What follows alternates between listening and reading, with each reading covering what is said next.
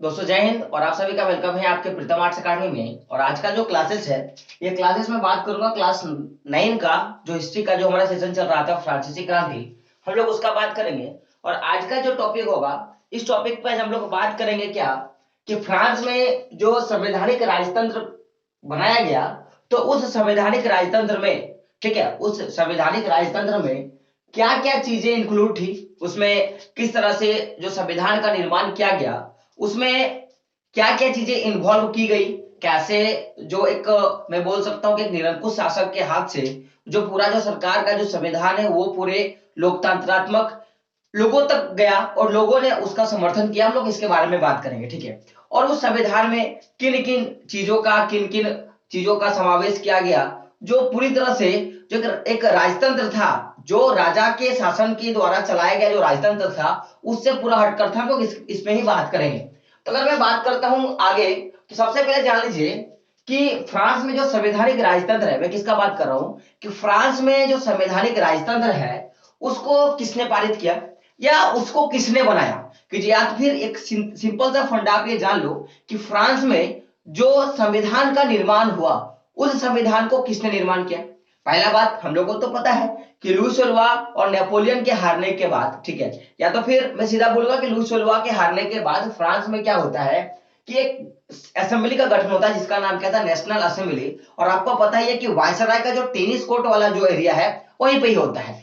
तो अगर नेपोलियन कि ये जो फ्रांस में संवैधानिक राजतंत्र यानी फिर फ्रांस में जो संविधान का निर्माण किसने कराया था, तो मैं बोलूं कि नेशनल असेंबली ने, किसने, नेशनल असेंबली ने क्या किया कि संविधान को लिखने का काम किया। किसने किया? नेशनल असेंबली ने संविधान को लिखने का काम किया। और मैं आपको बता दूं, संविधान का प्रारूप पूरा किया गया, यानी कि संविधान को पूरे अच्छे रूप से लिखा गया। तो आपके पास क्वेश्चन क्या आएगा? आपके पास क्वेश्चन आएगा कि फ्रांस किसका, फ्रांस का संविधान किसने निर्माण किया था, तो आपको क्या बताना है, नेशनल असेंबली ने किया था।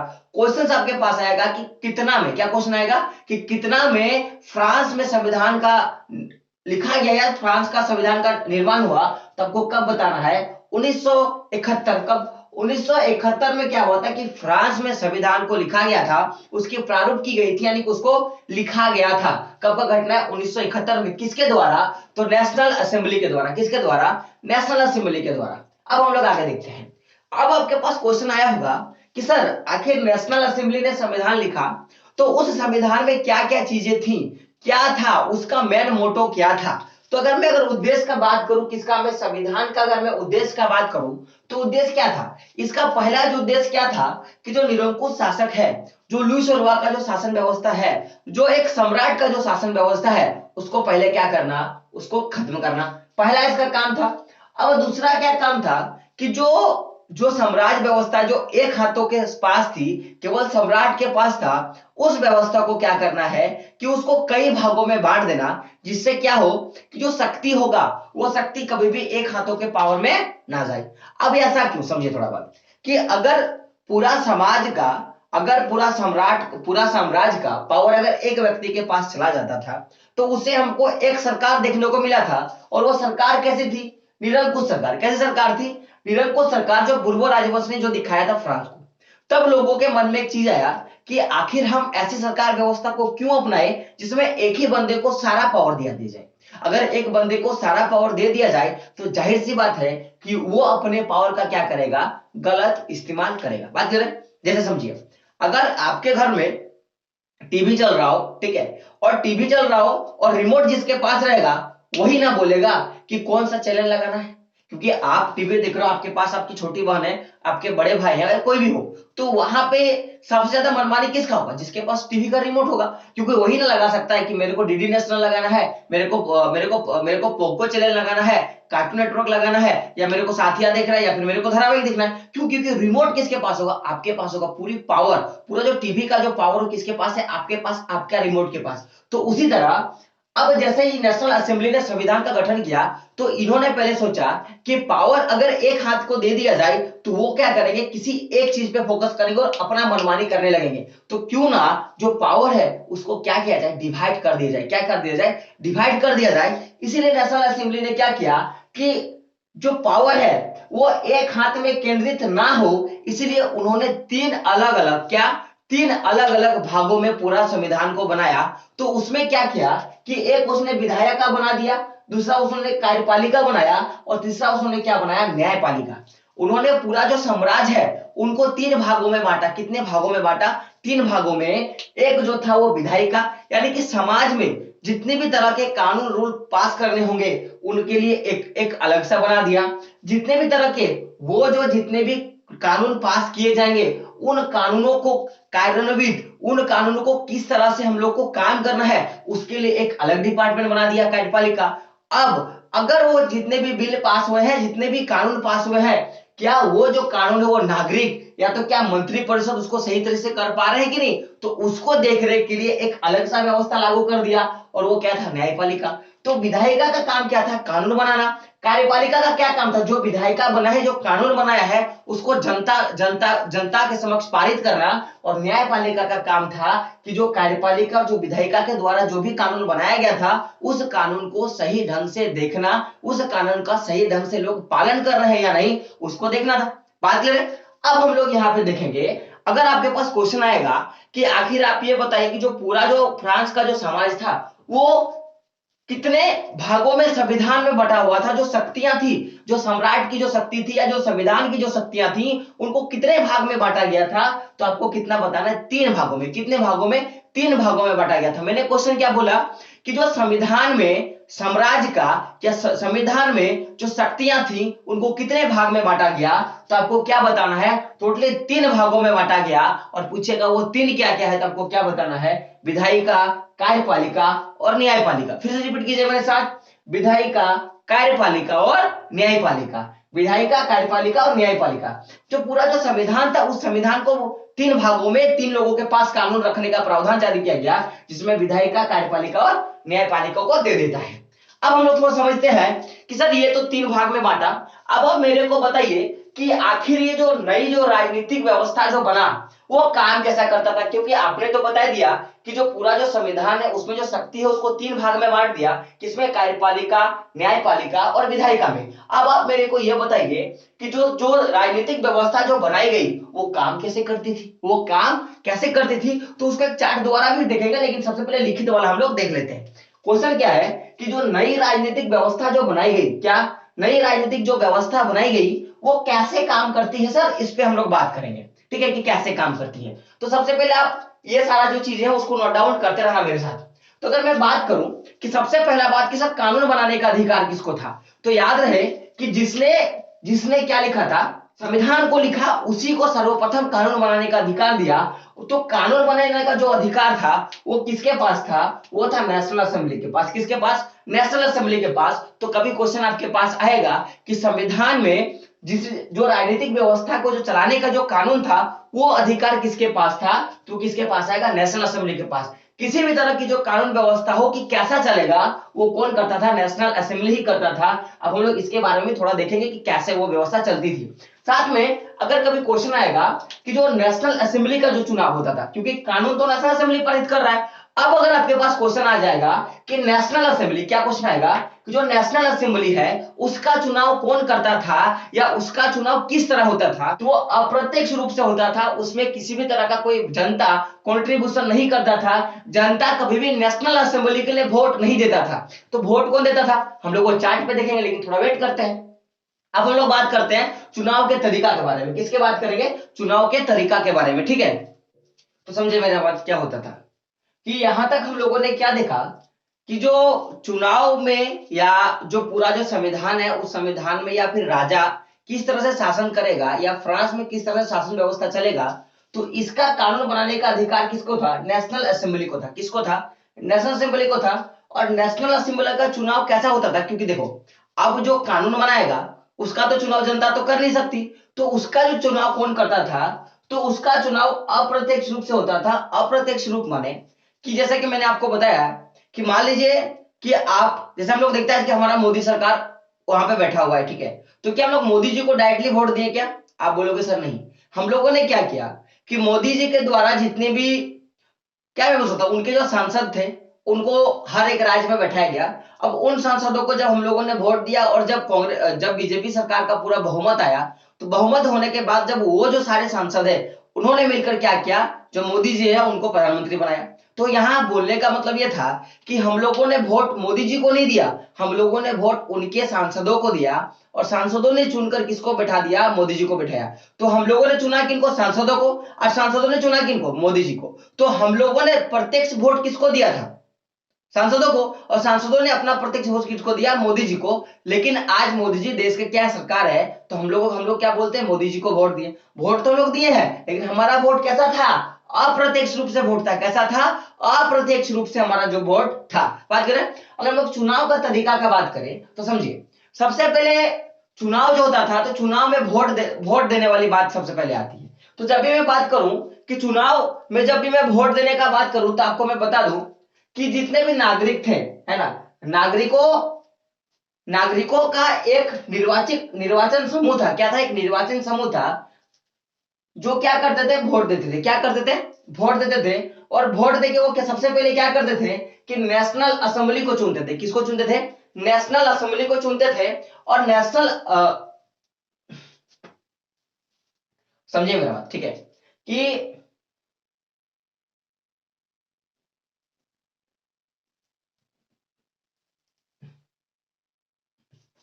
समझिए मेरा बात, कि सबसे पहले जो चुनाव का मैं अगर तरीका का बात करूं तो समझिए कि नागरिक क्या करते थे, जितने भी नागरिक होते थे वो लोग क्या करते थे, वो लोग एक निर्वाचन समूह को चुनते थे। क्या करते थे, एक निर्वाचन समूह को चुनते थे। और ये जो निर्वाचन समूह है वो क्या करते थे, उसके बाद असेंबली के जो सदस्य हैं उनको चुनते थे। और ये जो असेंबली के सदस्य है वो जाकर फिर क्या चुनते थे कि विधायिका में किसका नियंत्रण होगा, कार्यपालिका की काम क्या होगी, न्यायपालिका का काम क्या होगा, ये कौन चुनते थे, तो असेंबली चुनते थे। मैंने क्या बताया कि सबसे पहले जितने भी जो नागरिक थे फ्रांस में, वो नागरिक क्या करते थे कि एक निर्वाचन समूह को चुनते थे। क्या चुनते थे, एक निर्वाचन समूह को चुनते थे। और ये जो निर्वाचन समूह है ये क्या करते थे कि उनसे ये फिर क्या करते थे, नेशनल असेंबली का जो सदस्य है उनको चुना करते थे। और फिर नेशनल असेंबली तय करती थी कि विधायिका की पावर क्या होगी, कार्यपालिका की पावर क्या होगी, या न्यायपालिका की पावर क्या है, वो क्या काम करेगी। ठीक है, हम लोग यहां तक देखें क्या कि जो चुनाव का जो तरीका था वो क्या था कि मैं बोल सकता हूं लोग हैं, वो सबसे पहले क्या करते थे कि वो वोट देकर एक निर्वाचन क्या करता था, एक निर्वाचन समूह का चुनाव करता था। और ये निर्वाचन समूह वोट देकर किसका चुनाव करती थी, तो वो नेशनल असेंबली का चुनाव करती थी। और ये नेशनल असेंबली क्या करता था, बाद में विधायिका, कार्यपालिका और न्यायपालिका को चुना करती थी। बात करें अब हम लोग देखते हैं कि आखिर मतदान का अधिकार किसको किसको था। बहुत बड़ा क्वेश्चन है और ये बहुत अच्छा टॉपिक है कि चुनाव देने का अधिकार किसको किसको है। तो अगर मैं बात करूं कि चुनाव देने का अधिकार किसको किसको है, तो इसके आधार पे जो पूरा जो फ्रांस का समाज है उसको दो भाग में बांटा था कि चुनाव किसको किसको दिया जाए, चुनाव देने का अधिकार किसको किसको है। इसके लिए जो पूरी जो फ्रांस का जो पूरा शासन व्यवस्था था उसको दो भाग में बांटा था। कितने भाग में बांटा था, दो भाग में। तो जो जितने भी नागरिकों को वोट देने का अधिकार था उनको सक्रिय नागरिक के रूप में रखा गया। किसके रूप में रखा गया, सक्रिय नागरिक के रूप में रखा गया, है ना, सक्रिय नागरिक के रूप में रखा गया। और जिनको वोट देने का अधिकार नहीं था उनको निष्क्रिय नागरिक के रूप में रखा गया। किसके रूप में रखा गया, निष्क्रिय नागरिक के लोगों का बात करें और हम लोग बात करें निष्क्रिय नागरिक का, तो पहले समझिए मेरा बात कि आखिर एक क्वेश्चन मेरे मन में चल रहा है जो मैं आप लोगों के साथ शेयर कर दूं कि सबसे बड़ी चीज के साथ कितने साल के लोगों को, मैं क्या बता रहा हूं कि कितने साल के लोगों को वोट देने का अधिकार था। तो अगर मैं बात करूं कितने साल का, तो वो 25 ईयर का अगर कोई आदमी है तो उस आदमी को वोट देने का अधिकार था और वो अपना सरकार चुन सकता था, अपनी जो है वो नेशनल असेंबली चुन सकती थी। याद है बात करें। अब हम लोग देखते हैं ये जो 25 साल का आदमी है, तो क्या सक्रिय नागरिक में भी ये चीज अप्लाई होती थी या जो निष्क्रिय नागरिक है उनमें भी अप्लाई होती थी। तो ये जो 25 साल का जो फंडा है वो दोनों में अप्लाई होता था। लेकिन अब बात समझिएगा कि पहले हम लोग निष्क्रिय नागरिक के बारे में थोड़ा समझते हैं। समझिए, पहली बात कि जो निष्क्रिय नागरिक था उनको जन्म से ही मत देने का अधिकार नहीं था, क्योंकि आपको पता है कि वोट देने का अधिकार ज्यादातर उन लोगों को था जो लोग शिक्षित वर्ग के थे या जो लोग उच्चतम क्या है, उच्चतम करदाता थे। क्योंकि वोट देने का उसी को अधिकार दिया गया था कि जो सबसे ज्यादा कर दे रहा होगा। तो उस पायदान पे जो लोग थे, जो लोग सबसे उच्चतम कर दे रहे होंगे उनको वोट देने का अधिकार था। साथ में जिसकी उम्र 25 ईयर है उसको वोट देने का अधिकार था। तो जो योग्यता थी वोट देने का वो दो चीज पर डिफाइन करी गई थी। एक क्या, एक तो पहला सबसे ज्यादा वो क्या दे रहा हो, कर दे रहा हो, और दूसरा क्या दे रहा हो, उसके बाद दूसरा किस क्या होना चाहिए, उसके पास 25 साल की आयु होनी चाहिए। अगर ये दो चीजें किसी के पास था तो वो क्या क्या दे सकता था, वो वोट दे सकता था। तो अगर हम निष्क्रिय नागरिक का बात करें तो इनको कभी भी जन्मजात अधिकार नहीं था, क्योंकि ये लोग कभी भी, इनके दादा इनके परदादा उच्चतम करदाता के श्रेणी में नहीं आते थे, तो इनको कभी भी वोट देने का अधिकार नहीं था, जन्मजात अधिकार नहीं था। लेकिन अगर मैं सक्रिय नागरिक का बात करूं तो इनके जो दादा इनके परदादा जो है वो क्या करते थे, वो लोग उच्च करदाताओं के श्रेणी में आते थे। तो इनको हमेशा क्या, इनको क्या था, इनको जन्म से ही क्या क्या मिला हुआ था, वोट देने का अधिकार मिला हुआ था। जन्म से ही क्या मिला था, वोट देने का अधिकार मिला गया था। तो आखिर अब आपके मन में क्वेश्चन आया होगा कि सर आखिर किन लोगों को हम लोग बोलेंगे कि वो उच्च श्रेणी के कर्जदाता है, या उच्च श्रेणी के वो करदाता है। क्या करदाता, नोट कर्जदाता क्या है कि वो उच्च श्रेणी के करदाता है। तो समझिए, आप जितना भी पैसा कमाते हो उस कमाई का, जैसे कि मान लो कि कोई आदमी पर डे का 200 रुपया कमा रहा है तो महीने का कितना कमाएगा, 6,000 रुपया कमाएगा।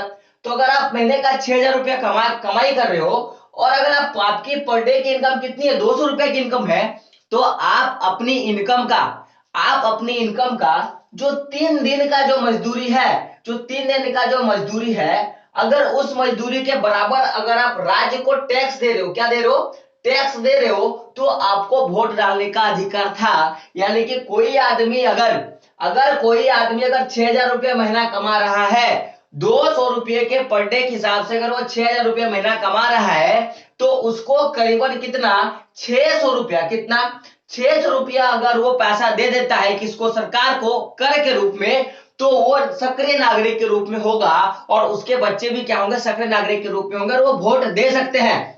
तो मान लो कि मेरे दादाजी अगर सक्रिय नागरिक के श्रेणी में थे, उच्चतम कर्जदाताओं के श्रेणी में थे, तो मेरे को भी वोट डालने का अधिकार था। कैसा, जन्म से ही मेरे को वोट डालने का अधिकार मिल जाता। लेकिन अगर मेरे दादाजी या मेरे पापा जो हमारे पिताजी है, अगर वो सक्रिय नागरिक के रूप में, यानी कि 3 दिन का जो पैसा अगर नहीं दे पाते, तो वो कभी भी सक्रिय नागरिक पे नहीं आते, वो किस पे आते हैं, निष्क्रिय नागरिक पे। तो सबसे बड़ी बात कि सक्रिय नागरिक कौन थे, जिनको जन्म से ही क्या मिला था, वोट देने का अधिकार था। साथ में ये लोग क्या करते थे कि अपनी जितनी भी मजदूरी होती थी, उस मजदूरी का कम से कम 3 दिन का, कितना, 3 दिन का क्या देते थे, कर्ज किसको चुकाते थे, गवर्नमेंट को चुकाते थे, इसलिए उच्चतम श्रेणी के लोग थे। साथ साथ में अगर मैं बात करूं कुल जनसंख्या में उच्चतम श्रेणी के या सक्रिय नागरिक कितना था, तो कुल जनसंख्या उस समय फ्रांस में कितना था, 2.8 करोड़। और 2.8 करोड़ में से जो 40 लाख लोग थे, कौन, 40 लाख लोग थे, वो 40 लाख लोग कैसे थे, उच्चतम कर्जदाताओं के श्रेणी में आते थे, और इनको क्या था, वोट डालने का अधिकार दिया गया था। इनको क्या था, वोट डालने का अधिकार दिया गया था। तो आपके पास क्वेश्चन आएगा, ये 100% क्वेश्चन आएगा कि सक्रिय नागरिक को किस श्रेणी में, सक्रिय नागरिक को वोट देने का अधिकार क्यों दिया गया था। तो आपको क्या बताना है कि वो 3 दिन के बराबर कर्ज दिया करते थे। साथ में पूछेगा कि कुल जनसंख्या का कितना आदमी जो था वो क्या था, वो सक्रिय नागरिक था। तो आपको कितना बताना है कि 40 लाख, कितना, 40 लाख व्यक्ति क्या था, सक्रिय नागरिक था। आप बात समझिए, हम लोगों ने तो यहाँ पे सक्रिय नागरिक को देख लिया। अब हम लोग देखते हैं थोड़ा निष्क्रिय नागरिक का। तो निष्क्रिय माने जो कुछ काम नहीं करता है। तो समझिएगा कि सबसे पहली बात कि ये लोग को तो जन्मजात अधिकार नहीं था वोट डालने का। उसके साथ साथ कुछ ऐसे भी जो लोग थे, उनको 25 साल से कम का उम्र था। क्या था, 25 साल से कम उम्र था। 25 साल से क्या था, कम उम्र था। तो जिनकी जिनकी 25 साल से कम की उम्र होगी वो तो पहले ही छट गया भाई। आप समझिए, कहीं पे आर्मी का दौड़ हो रहा है, जब आर्मी का दौड़ हो रहा होगा तो उसमें पहले डिमांड क्या कर देता है कि 18 साल, 17.5 साल की उम्र चाहिए। तब बताइए, जिनका भी 17.5 साल की उम्र नहीं है, वो लोग तो ऐसे ही क्वालिफाई नहीं करेंगे, वो लोग को तो ऐसे ही, तो वो लोग डाल नहीं सकते क्योंकि उनकी एज नहीं है। साथ में बोल देता है कि उनकी हाइट चाहिए। अब मेरी हाइट 5 फुट 5 इंच है, अब बताओ मैं आर्मी में जा सकता हूँ? तो पहले पहले मैं डिस्क्वालीफाई हो गया। तो उसी तरह जो लोग 25 साल से कम उम्र के जो लोग थे, उनको तो पहले वोट नहीं देने का अधिकार था, तो वो लोग तो ऑटोमेटिकली निष्क्रिय नागरिक में आएगा। तो जो लोग 25 साल से कम के उम्र का था, कौन सा, 25 साल से कम उम्र का था, उनकी जो संख्या थी फ्रांस में कितनी थी, 30 लाख थी। कितनी थी, 30 लाख थी। तो अगर मैं बात करूं ये 40 लाख और ये 30 लाख, कितना हो गया, 70 लाख। तो ये 70 लाख लोग ऐसे हैं जिनकी उम्र 25 साल से कम है, और 30 लाख ऐसे जो 25 साल से कम है, और 40 लाख ऐसे हैं जो जो वोट दे सकते थे। और जो बाकी जो 2.8 करोड़ में, किसमें 8 करोड़ में अगर ये 70 लाख में अगर माइनस कर दूं, तो जो पूरा जो एक जनसंख्या का जो पूरा एक डिजिट आएगा, वो डिजिट कैसा था, वो लोग निष्क्रिय नागरिक थे जिनको वोट देने का अधिकार नहीं था। अगर हम ये 25 लाख को हटा दो, उसमें मैं बात कर रहा हूं, क्यों? क्योंकि देखो ये लोग तो पहले ही नहीं है भाई, एज नहीं है। तो अब अगर ये 25 लाख कम उम्र में बहुत से लोग होंगे, वो लोग पुरुष भी होंगे, महिला भी होंगे, बच्चे भी होंगे, जिनको वोट देने का अधिकार नहीं था। तो आई होप आपको यहां तक समझ में आ गया होगा, किसी तरह का कोई डिस्टर्बेंस नहीं होगी। हम लोग थोड़ा वो चार्ट देखते हैं, ये जो मैंने बताया, ये जो पूरी कानून व्यवस्था की जो पूरी चार्ट आपके बुक में दी गई है, तो मैं उसका थोड़ा विवरण कर रहा हूं, जो इसको बिताने के बाद में करूंगा। तो आप लोग बने रहिए, ठीक है। तो अभी हम लोग क्या देखेंगे कि जो पूरा फ्रांस का जो समाज था, उसमें जो पूरी जो व्यवस्था थी, हम लोग पूरा डायग्राम देखेंगे, फिगर के रूप में हम लोग समझने का कोशिश करेंगे।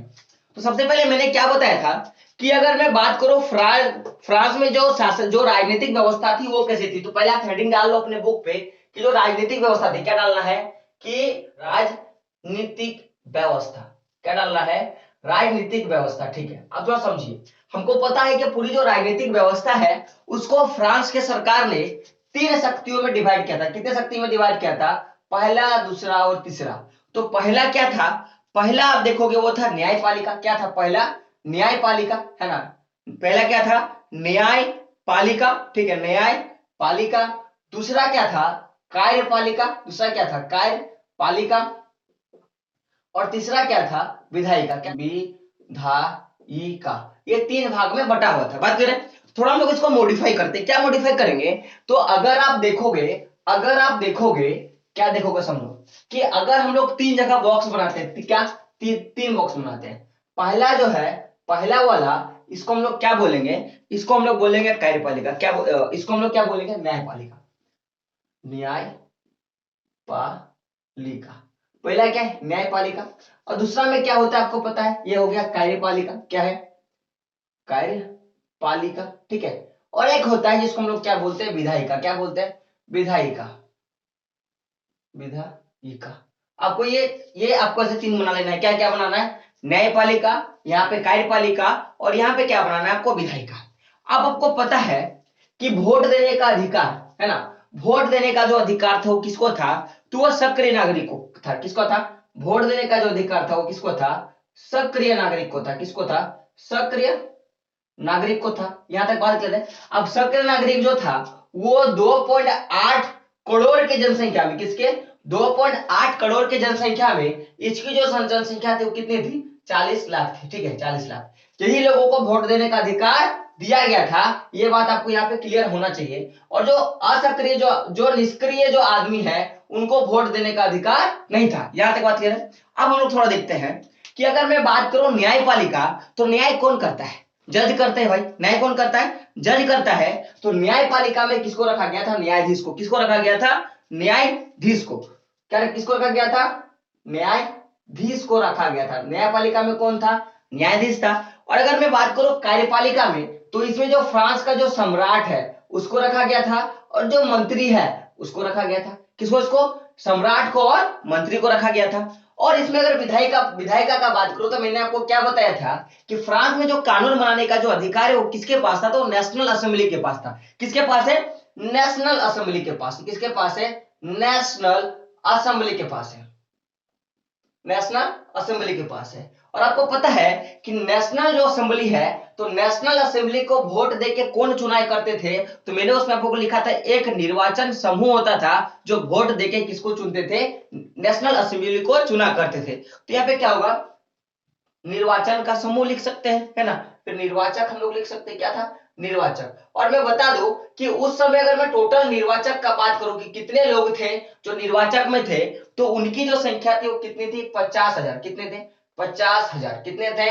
50,000। और मैं बताऊं, ये जो 50,000 थे वो केवल क्या थे? केवल क्या थे? ये लोग पुरुष थे। क्या थे? केवल पुरुष थे। अगर मैं बात करूं कि नेशनल असेंबली में सदस्य कितने थे, तो 745। कितने थे? 745 टोटल सदस्य थे। तो एक बार आप समझ लो कि जो पूरी, अगर मैं कानून व्यवस्था का बात करूं या संविधान में जो शक्ति का मैं बात करूं, तो फ्रांस में जो शक्ति था उसको 3 भाग में बांटा गया था। क्या क्या? न्यायपालिका, दूसरा कार्यपालिका, और तीसरा क्या था? विधायिका। न्यायपालिका, कार्यपालिका और विधायिका। अभी जो न्यायपालिका था, न्यायपालिका में कौन आता है? तो न्यायपालिका में न्यायाधीश आता है। कौन आता है? न्यायपालिका में न्यायाधीश आता है। और कार्यपालिका में जो सम्राट था फ्रांस का वो, और जो मंत्री परिषद जो बनेगा वो। बात कर रहे हैं। अब बात करते हैं कि विधायिका में कौन कौन आता है। तो विधायिका में आपको पता है नेशनल असेंबली ही केवल आती है। कौन आती है? National assembly. क्योंकि कानून बनाने का जो पूरा अधिकार किसके पास था? नेशनल असेंबली के पास था। और नेशनल असेंबली का चुनाव कौन करता था? तो एक निर्वाचन समूह का जो चुनाव किया जाता था, किसके द्वारा? जो सक्रिय नागरिक लोग थे, जो लोग वोट देते थे, जो लोग वोट देते थे, इसके द्वारा किसका चुनाव होता था? तो आप बोलोगे सर निर्वाचन समूह का चुनाव होता था। और निर्वाचन समूह में कितने लोग थे? तो टोटल 50,000। कितने लोग थे? 50,000 लोग। यानी कि ये जो 40 लाख लोग हैं जो लोग वोट दे सकते थे, ये लोग तो वोट पे खड़ा हो सकते थे। तो इन ये जो 40 लाख लोग हैं, ये 40 लाख लोगों में से 50,000 लोग थे, वो किसके किसके सदस्य थे?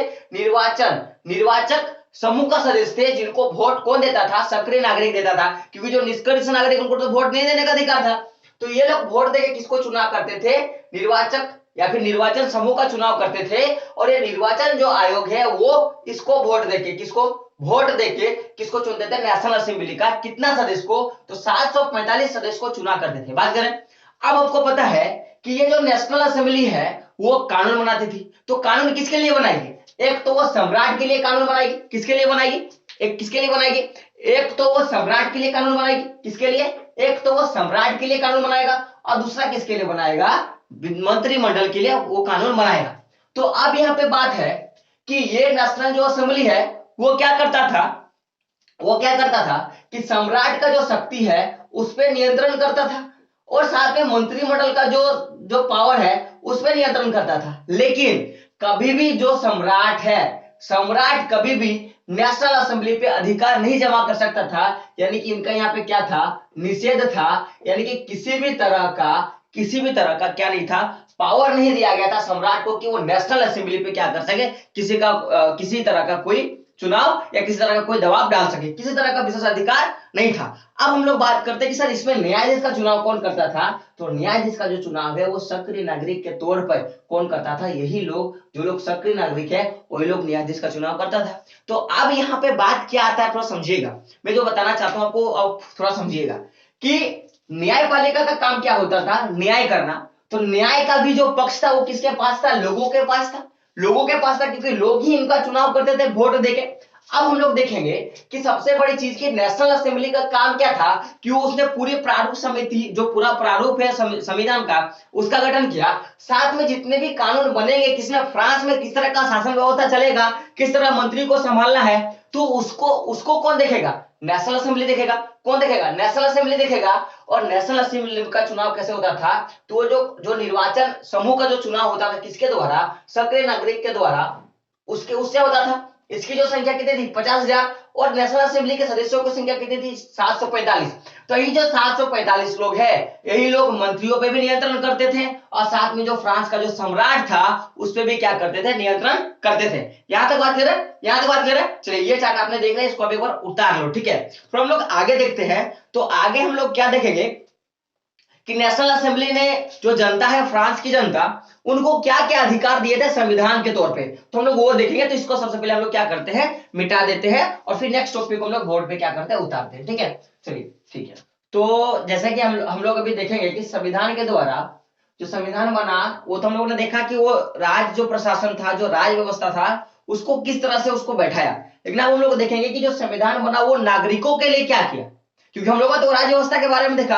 अब हम लोग क्या देखेंगे कि नागरिकों के लिए वो संविधान क्या किया, हम लोग उसके बारे में देखेंगे। तो सबसे पहले जो संविधान था वो नागरिकों के लिए पुरुष अधिकार घोषणा पत्र बनाया। क्या बनाया? पुरुष अधिकार घोषणा पत्र बनाया। तो कभी आपके पास क्वेश्चन आएगा कि पुरुष अधिकार घोषणा पत्र क्या है, तो आपको क्या बताना है कि 1761 में नेशनल असेंबली के द्वारा जो फ्रांस की जनता है उनको कुछ अधिकार दिया गया, उस अधिकार को हम लोग क्या बोलते हैं? पुरुष अधिकार घोषणा पत्र। क्या बोलते हैं? पुरुष अधिकार घोषणा पत्र। बात क्लियर है? तो संविधान के द्वारा नागरिकों के लिए क्या बनाया गया? तो पुरुष अधिकार घोषणा पत्र बनाया गया। अब हम लोग बात करेंगे कि ये जो पुरुष अधिकार घोषणा पत्र था, क्या था? ये जो पुरुष अधिकार घोषणा पत्र था, इस घोषणा पत्र में लोगों के लिए क्या क्या फायदा है या फिर लोगों के लिए क्या क्या लाभ दिया गया था। तो पहला बात देखो, पहला बात क्या दिया कि लोगों को जीवन का अधिकार है, वो जिंदगी भर अपनी जीवन की इच्छा, वो चाहे तो मर सकते हैं या वो चाहे तो जिंदा रह सकते हैं, ये उसकी अपनी अधिकार है, आप चाह के भी उसको मार नहीं सकते हो। ये पहला कानून बनाया। दूसरा कानून क्या बनाया? अभिव्यक्ति की स्वतंत्रता का अधिकार। अभिव्यक्ति यानी कि आपको आपके सरकार के लिए या अपने पक्ष में बात रखने का अधिकार दिया, क्योंकि आपको पता है कि जब लुईस 16वां शासन में था तो अगर आप कुछ बोलते थे तो आपको जेल में डाल देता था। तो पहला क्या बोला कि अभिव्यक्ति की स्वतंत्रता। हम लोगों ने देखा था कि सेंसरशिप जैसा कानून भी लागू किया था, तो वो सब सारे कानून को हटाया। तो अभिव्यक्ति क्या था? अभिव्यक्ति की स्वतंत्रता का अधिकार दिया कि लोग अब खुल के बोल सकते थे अपनी स्वतंत्रता के, अपने बारे में, अपनी विचार को, अपनी जो सोच है उसको प्रकट कर सकते थे समाज के पास। तो ये अधिकार दिया, क्या? अभिव्यक्ति की स्वतंत्रता का अधिकार दिया। साथ में जो कानून बनाया गया उस कानून में सबको बराबरी का अधिकार दिया। क्या दिया? उस कानून में सबको बराबरी का अधिकार दिया गया। अब साथ साथ में ये जो सारे अधिकार थे, एक तो जीवन का अधिकार, अभिव्यक्ति की स्वतंत्रता का अधिकार, कानून की बराबरी का अधिकार, तो ये जो तीनों था, ये सभी क्या लोगों को कैसे मिलते थे? ये सभी क्या कुछ कुछ उसके लिए कंडीशन था क्या? नहीं, कोई कंडीशन नहीं। तो जैसा ही आदमी पैदा ले लेगा तो जन्म के साथ ही ये जो सारे अधिकार है, कौन से? तो जीवन का अधिकार, अभिव्यक्ति की स्वतंत्रता का अधिकार और कानून का अधिकार, ये जो सारे अधिकार है उसको कैसे मिल जाएगा? जन्म से ही उसको मिल जाएगा और उसको कोई छीन नहीं सकता है। और साथ साथ में और एक बात, अब राज्य के लिए एक कानून बनाया गया था, एक राज्य के लिए अधिकार दिया गया था कि राज्य का यह कर्तव्य है कि प्रत्येक नागरिकों के नैसर्गिक अधिकारों की रक्षा करे। क्या था?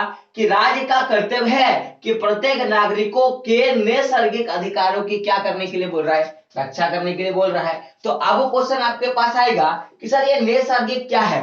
तो अगर मैं नैसर्गिक का बात करूं तो आपको मैं बता दूं, ये जो दो अधिकार दिए गए हैं, कौन से? अभिव्यक्ति की स्वतंत्रता का अधिकार और कानून के बराबरी का अधिकार। तो ये जो दोनों अधिकार है, साथ में जो ये वाला अधिकार मैं इंक्लूड कर दूं, कौन सा वाला? जीवन का अधिकार, तो इसी को क्या बोला जाता है? नैसर्गिक अधिकार। तो यहाँ पे एक चीज छूटा हुआ है कि जीवन का अधिकार, साथ में आप लिख लेना थोड़ा, जीवन का अधिकार, ये भी आप थोड़ा लिख लो, ठीक है? तो मैं क्या पढ़ूंगा कि जीवन का अधिकार, अभिव्यक्ति की स्वतंत्रता, कानूनी बराबरी का अधिकार को ही क्या बोलते हैं? नैसर्गिक अधिकार। एवं इसी को क्या बोला गया है? अहरणीय अधिकार। अहरणीय अधिकार मतलब इसका कोई भी हरण नहीं कर सकता, इसको कोई छीन नहीं सकता, क्योंकि हम लोग बोलते हैं ना कि सीता माँ का हरण हो गया था, तो हरण का मतलब क्या होता है? छीनना। तो ये जो अधिकार है, जीवन का अधिकार, अभिव्यक्ति की स्वतंत्रता का अधिकार, कानून के समक्ष बराबरी का अधिकार, ये कैसा अधिकार है? नैसर्गिक अधिकार है, इसको जन्म से ही मिलेगा। साथ में ये कैसा अधिकार है? अहरणीय अधिकार है। तो इसीलिए ये जो सारे अधिकार है वो कब लागू किया गया? तो जब 1761 में जब नया संविधान प्रारूप का पूरी तरह से एकदम लिखा गया और वो लागू कर दिया गया, तो ये जो सारे अधिकार हैं तब से लोगों को मिला। और आज जो फ्रांस है उसमें यही जो संविधान के द्वारा नागरिकों को कौन सा अधिकार मिला गया? तो पुरुष अधिकार घोषणा पत्र मिल गया, ठीक है? तो आई होप आपको ये समझ में आ गया होगा। अब हम लोग इसके आगे हम लोग कुछ चीजें देखेंगे, है ना, कुछ टॉपिक पे बात करेंगे और ये चैप्टर जो होगा वो खत्म हो जाएगा। तो अगला जो क्लास होगा क्लास 9 का, वो ग्रुप वर्क होगा जिसमें हम लोग ये टॉपिक कवर करके और हिस्ट्री का जो फर्स्ट चैप्टर होगा उसको हम लोग रहने देंगे और साथ में हम लोग देखेंगे कुछ नई चीजों पे। हम लोग देखेंगे कि हम लोग जो पीछे का जो शायद इकोनॉमिक्स और जो ज्योग्राफी था उसका कुछ जो हम लोग क्वेश्चन है जो कर करके छोड़े हुए हैं, तो उनको भी हम लोग क्या करेंगे, साथ साथ में हम लोग कंप्लीट कर लेंगे। तो आई होप आपको ये अच्छे से समझ में आ गया होगा। तो दोस्तों देखिए, मैं आपके लिए काम करता हूँ, आपका भी फर्ज बनता है कि आप मेरे लिए काम करो। तो काम कैसे करोगे आप मेरे लिए? मैं आपको कोई पैसा देने के लिए बात नहीं कर रहा हूँ, बस आप एक काम करो कि मैं जो वीडियो बनाता हूं अगर आपको समझ में आ रहा होगा सही ढंग से, तो सबसे पहले आप अपने दोस्तों को शेयर करें और उनको भी बोले कि वो सब्सक्राइब कर ले, ठीक है। और साथ में कमेंट पे जरूर बताएं कि वीडियो कैसा लगा, और एक बात लाइक जरूर कर दीजिएगा, ठीक है। तो दोस्तों मिलते हैं अगले वीडियो में, तब तक के लिए जय हिंद, जय भारत, और आपका दिन शुभ हो।